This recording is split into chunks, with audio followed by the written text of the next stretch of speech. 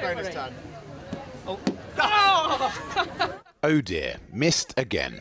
Rishi Sunak playing Splat the Rat at a country fair in Yorkshire. The Conservatives still trying to move the conversation on from D-Day Gate after this less than fulsome defence during the election debate last night. What happened was completely wrong.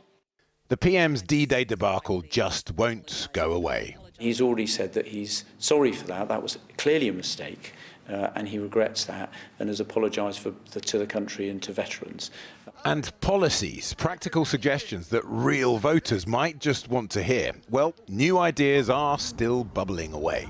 But at this Friends of the Earth activists picnic in Dartford this afternoon, deep in London's Tory commuter belt, much scepticism about the Conservatives' latest bid for attention, wooing drivers by promising to cancel ultra-low emission zones. We do have in Abbey Wood, which is just up the road from here, there's a really big anti-ULEZ campaign, smashing cameras, all that kind of thing.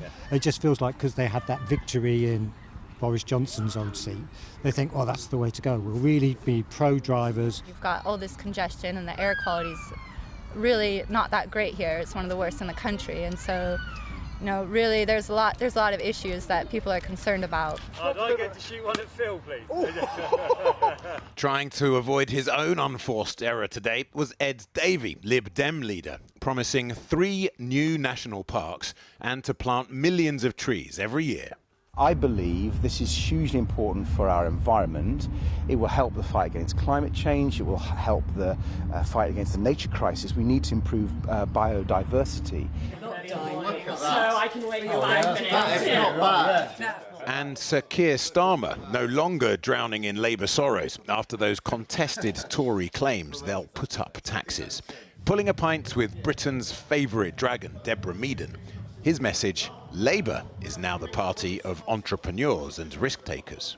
Everybody must remember, for a small business, you put your money in, you put yourself in, you put your whole self in, and they take risks. They've had a really hard time under this government in recent years. So our plan is to support small businesses, give them that chance that they need. The polls consistently put Labour in a convincing lead, but many say the policy menu between them and the Tories, well, it all just tastes the same.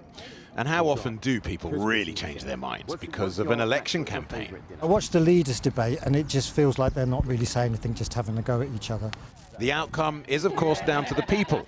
Will voters decide on what matters for them now or the future?